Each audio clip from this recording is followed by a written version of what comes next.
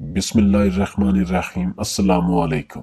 Doctor इसरार अहमद माह रमज़ान में एक हिंदू कर्नल का रूह परवर वाकया बयान करते हैं कि जब मैं हिंदुस्तान गया था तो वहाँ मुझे एक हिंदू कर्नल मिले जिन्होंने मुझे अपनी आप बीती कुछ यूं बयान की कि मैंने 1976 में हाई स्कूल पास किया और आगे से मना कर दिया।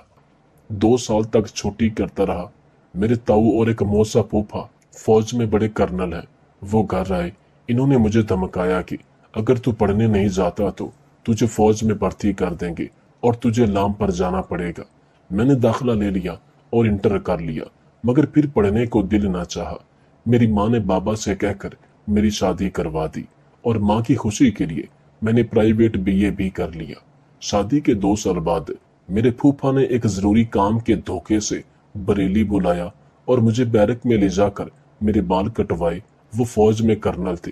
सारे कागजात और मेडिकल करा के मुझे भर्ती कर लिया और मुझसे कहा कि तेरी भर्ती हो गई है, अब अगर तू भागेगा तो फौजी तुझे पकड़ कर लाएंगे और भगोड़ा करार देकर गोली मार देंगे या जेल में डाल देंगे। मुझे डर से ट्रेनिंग में जाना पड़ा। मेरा दिल नहीं लगता था और घर याद आता था, और घर से ज्यादा घर वाली बेचारी बड़ी मोहब्बत करने वाली शरीफ औरत है। मैंने ट्रेनिंग में साथियों से कहा कि इस फौज से जान छूटने की क्या सूरत हो सकती है। मेरे एक साथी ने बताया कि अगर अफसर अनफिट कर दे तो काम आसान है। मैंने सोचा कि ये बहुत आसान है।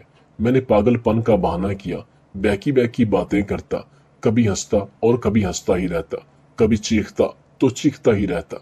मुझे अस्पताल में भर्ती किया गया और मेडिकल चेकअप हुआ। डॉक्टर ने कह दिया कि ये बहाना है। मुझे अफसर ने बहुत गालियां दी और सख्त सजा की धमकी दी। लाचारी में फिर ट्रेनिंग शुरू हो गई। रोज परेड में सुबह के वक्त जैसे ही अफसर आए, मैंने राइफल खड़ी की और तंबाकू की पुड़िया हथेली पर डालकर इसमें चूना मिलाना शुरू किया। जैसे ही अफसर सामने आया, मैंने दूसरे हाथ से सलूट मारा और जय हिंद बोला। मेरे हाथ में तंबाकू को देखकर इसने पूछा ये क्या है। मैंने हाथ आगे करके कहा, सर ये तंबाकू है, लो आप भी खा लो। वो धमका कर बोले, नालायक, तेरा बेल्ट नंबर क्या है। मैंने नंबर बता दिया। दोपहर के बाद इन्होंने मुझे दफ्तर में बुला लिया और मुझसे कहा, जब मैं दुश्मन के सामने हूं तो तंबाकू खाएगा या गोली चलाएगा। मैंने अर्ज किया, साहब तंबाकू को खाकर गोली चलाने में तो मजा ही आ जाएगा। बहुत गुस्सा हुए मेरी फाइल निकाली और इस पर लाल कलम से अनफिट लिख दिया। मैंने जय हिंद कहकर खुशी से सलाम किया और रात को ही गाड़ी में बैठकर दिल्ली आ गया। मेरे फूफा को मालूम हुआ तो इन्होंने घर फोन कर दिया कि भगोड़ा गद्दार फौज से जान बचाकर भाग आया है। मेरी बीवी मुझसे बात नहीं करती थी कि तू गद्दार भगोड़ा है। मैंने समझाया कि भाग्यवान यानी खुशकिस्मत, अगर वो जंग में भेज देते तू तो विधवा यानी बेवा हो जाती। अब मौज से साथ रहेंगे। बड़ी मुश्किल से इसकी समझ में आया और वो राजी हो गई। मैंने माँ को भी बहुत समझाया। कुछ रोज यार दोस्तों में आवारा फिरकर अपने बाबा के डर से प्रॉपर्टी डीलिंग का कारोबार शुरू कर दिया। मेरी दोस्ती कुछ गलत लोगों से हो गई। झगड़े की जमीन खरीदी, मार पीट कर धमका कर कब्जा किया और बेच दी। न जाने कितने लोगों को सताया, कितनों का माल मारा। मार धाड़ के 19 मुकदमे मेरे जिम्मे लग गया। मैं जेल चला गया। किसी तरह जमानत हुई। मैं पहले जेल से बहुत डरता था, 2.5 महीने की जेल से और भी दहशत बढ़ गई। 2 बातें मुझ में पहले से ही मुसलमानों जैसी थी। जब होश संभाला, किसी मूर्ति किसी देवी की पूजा नहीं की। और दूसरी ये कि नजफगढ़ से आगे एक जगह सूअर के गोश्त की दुकानें थी, मगर जवानी के दिनों में मुर्गा वगैरह खाने के बावजूद अव्वल तो उस रास्ते से गुजरना मुश्किल था। अगर जल्दी में गुजर जाता तो सांस रोक कर नीची निगाह करके गुजरता। सूअर के गोश्त को देख कर ही मुझे उल्टी सी आती थी।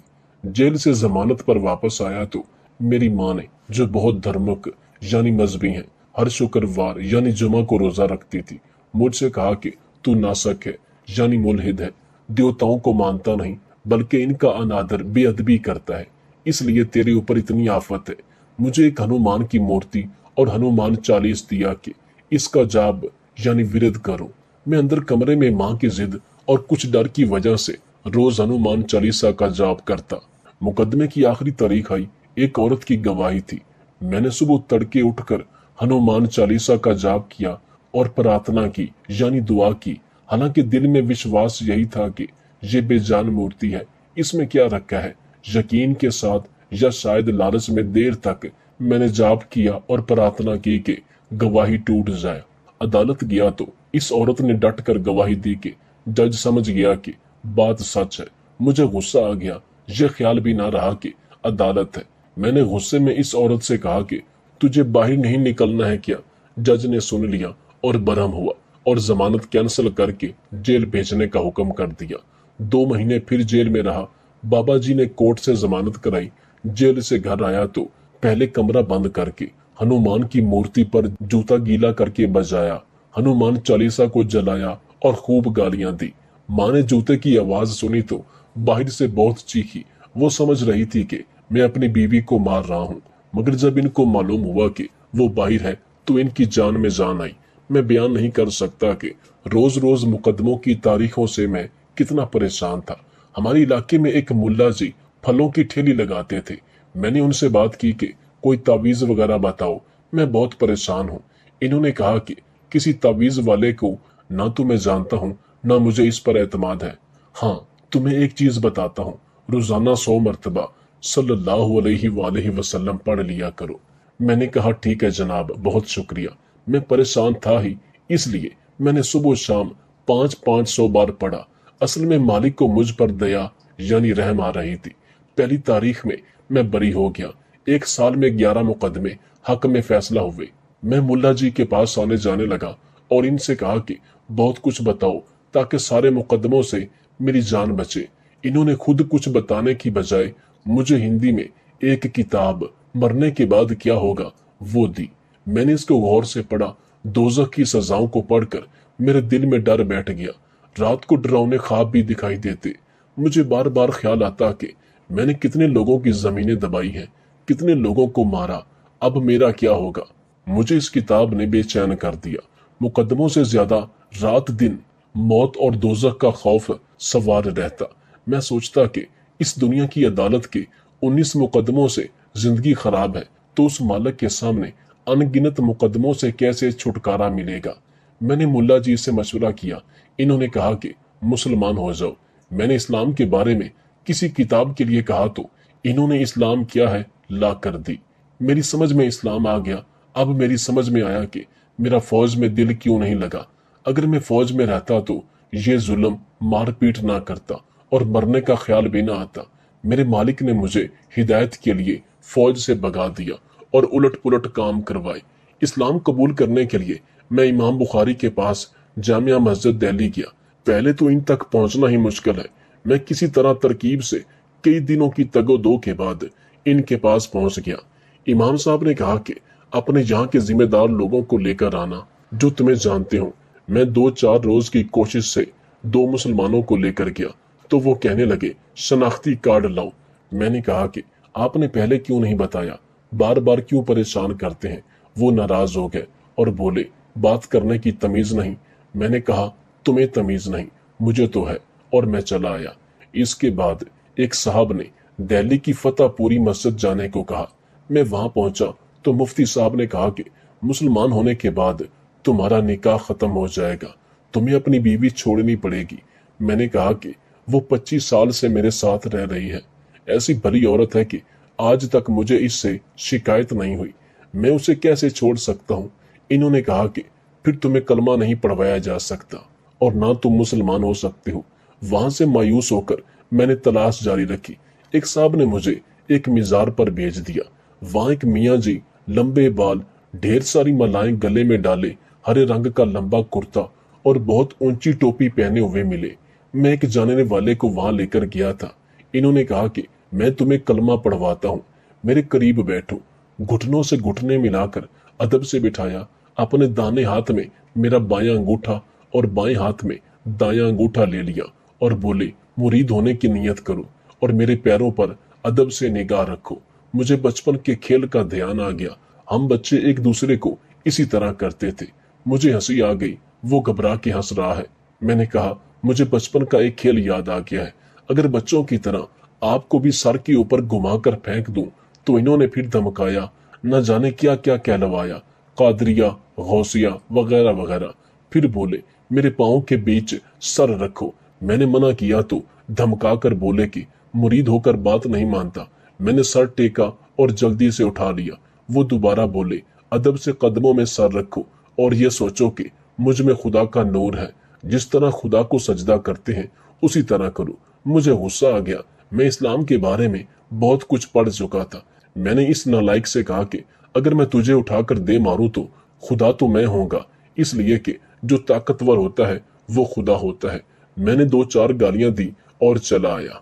मुझे मुसलमान होने की बेचैनी थी और मौत का खटका था। मैंने एक मुल्ला जी से जिक्र किया। वो मुझे काजी जी के यहाँ ले गए। काजी जी ने कहा कि मुसलमान तो हम तुम्हें कर लेंगे, मगर 2000 रुपए फीस होगी। मैंने कहा, मुझे मुसलमानों का इस्लाम नहीं चाहिए, मैं तो मोहम्मद सल्लल्लाहु अलैहि वसल्लम वाला इस्लाम कबूल करना चाहता हूँ। अगर मोहम्मद सल्लल्लाहु अलैहि वसल्लम ने किसी को मुसलमान करने के लिए पैसे लिए हों तो आप भी ले ले। जब इन्होंने कभी एक पैसा नहीं लिया तो आप कैसे पैसे लेते हैं? 2000 की बात बड़ी नहीं थी, मगर मुझे विश्वास नहीं हुआ। मैं वहां से भी वापस आ गया। अगले रोज एक मस्जिद के सामने से जा रहा था तो जरा साफ सुथरे कपड़ों में एक मौलवी साहब मस्जिद की तरफ जाते दिखाई दिए। बाद में इनसे तारुफ हुआ। इनका नाम मौलवी अब्दुल समी कासमी था। मैंने इनसे कहा कि मुझे इस्लाम के बारे में कुछ मालूमात हासिल करनी है। पहले तो वो ठटके, बाद में वो तैयार हो गए। मैंने इनसे कहा कि इस्लाम के बारे में मैंने 50 से ज्यादा किताबें पढ़ी हैं। जब अल्लाह के रसूल सल्लल्लाहु अलैहि वसल्लम आखिरी हज को गए तो इनके साथ 1.25 लाख साथी थे। आपने सबको इकट्ठा करके इनसे सवाल किया कि मैंने इस्लाम तुम तक पहुंचा दिया? सब ने कहा कि पहुंचा दिया। मोहम्मद सल्लल्लाहु अलैहि वसल्लम ने कहा कि अब जो यहाँ से गायब है, यहाँ मौजूद नहीं है, ये इस्लाम तुम्हें उन तक पहुंचाना है। इससे ये बात मालूम हुई कि जिन मुसलमानों तक इस्लाम पहुंच चुका है वो दूसरे इंसानों तक इस्लाम पहुंचाए। मौलवी कासमी ने कहा कि हाँ, जरूर पहुंचाना चाहिए। मैंने कहा कि मौलवी साहब, आप मुझे ऐसे 2-4 लोगों से मिलवाएं जो दीन को दूसरों तक पहुंचाने का काम कर रहे हों। मौलवी साहब बोले, ऐसे लोग भी मौजूद हैं। मैंने कहा कि ये काम तो सारे मुसलमानों को करना चाहिए, मगर मुझे एक मुसलमान भी नहीं मिला। मैं खुद इस्लाम लाना चाहता हूँ। 4 बड़े मौलवियों ने मुझे धक्के दिए। मौलवी कासमी ने कहा कि मैं आपको एक साहब का पता बताता हूँ, आप जिला मुजफ्फरनगर यूपी चले जाओ। मैंने इनका पूरा पता और दीगर सारी मालूमात ली। उन दिनों में चंद बड़े और मखसूस लोगों के पास मोबाइल हुआ करते थे और अक्सर घरों में PTCL का भी निजाम मौजूद था और छोटे कस्बों और छोटे शहरों में PCO की सहूलत मौजूद होती थी। मैंने उनका नंबर लेना चाहा तो इन्होंने कहा कि फोन नंबर मालूम करके देता हूँ। नागलोई दिल्ली के किसी मौलवी साहब को इन्होंने फोन किया और मौलवी मोहम्मद कलीम सदीक साहब का फोन नंबर इन्होंने मिलाया। मौलवी साहब दिल्ली से फलक जा रहे थे।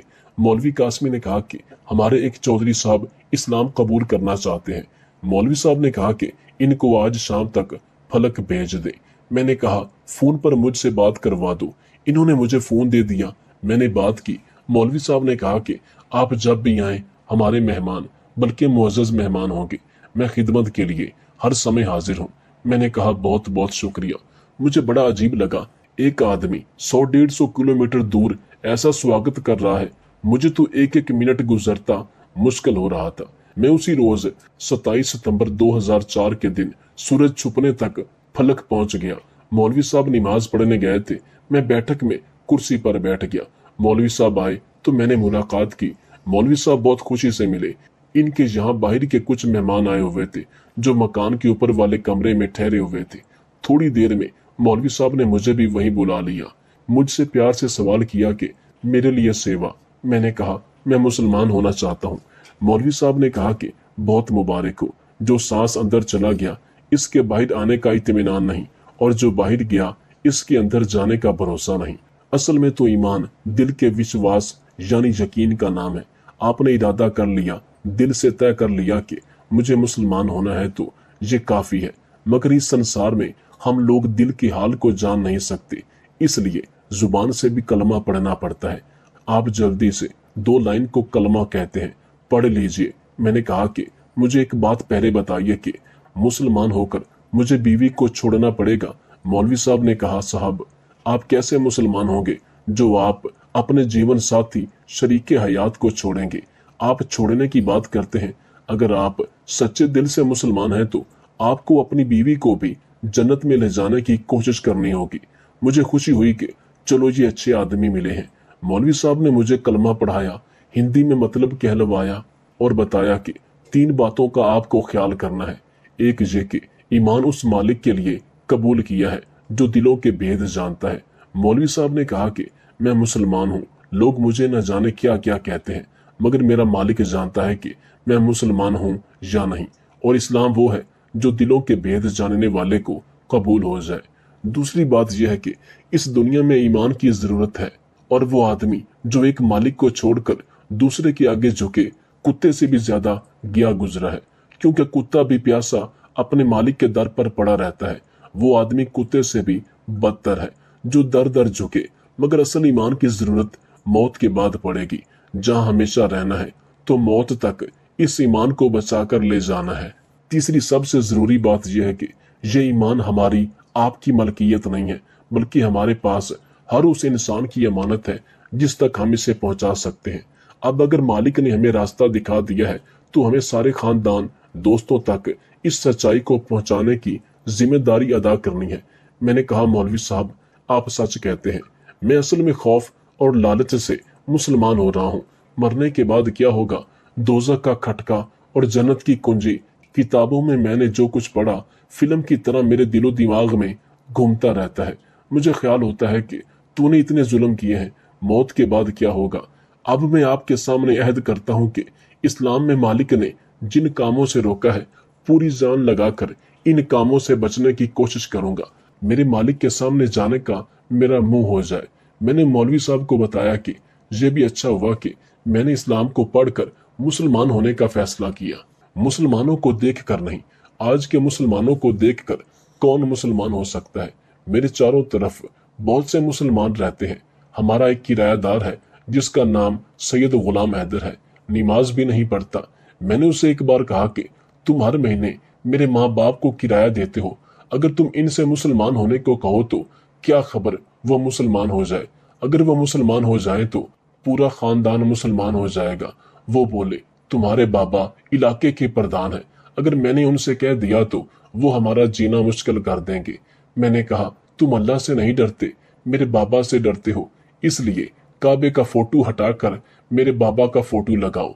रोजाना इसके नाम का जाप करके मेरे बाबा को डंडोत करो, इनके सामने सर झुकाओ। मेरे बाबा ने किसी दिन देख लिया तो वो तुम्हारा किराया मुआफ कर देंगे, तुम्हारे मजे आ जाएंगे। मैंने इसे कहा कि तुम अपने आप को सैयद बताते हो, अल्लाह के यहाँ तुम्हें भी जाना है। मैं मालिक के सामने ही लठ मारूंगा कि इन्होंने सैयद होकर एक दिन भी हमारे ईमान लाने को नहीं कहा। मैंने मौलवी साहब को अपनी रुदाद सुनाई और 4 बड़े मौलवियों के पास से वापस आने की बात भी सुनाई। मौलवी साहब ने मुझे बहुत प्यार से समझाया और मुझे तसल्ली दी कि मेरे 2 लड़के और 2 लड़कियां हैं। बड़ी लड़की की शादी मैंने कर दी है। हमारा समाज असल में पठानों से बहुत मिलता जुलता है, बहुत शर्मो हया है। मर्दों का बाहर रहना और औरतों का घर रहना ये हमारे यहाँ का दस्तूर है।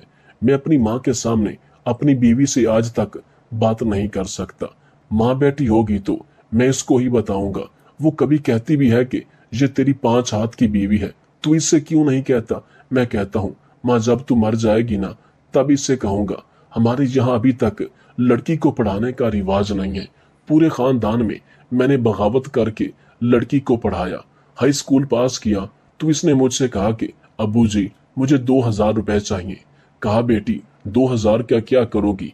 इसने कहा कि 1000 का मोबाइल मिल रहा है। मैंने उसे कहा कि मोबाइल का क्या करोगी? इसने कहा कि बात किया करूंगी। मैंने पूछा, और 1000 का क्या करोगी? इसने कहा कि जीन्स लाऊंगी।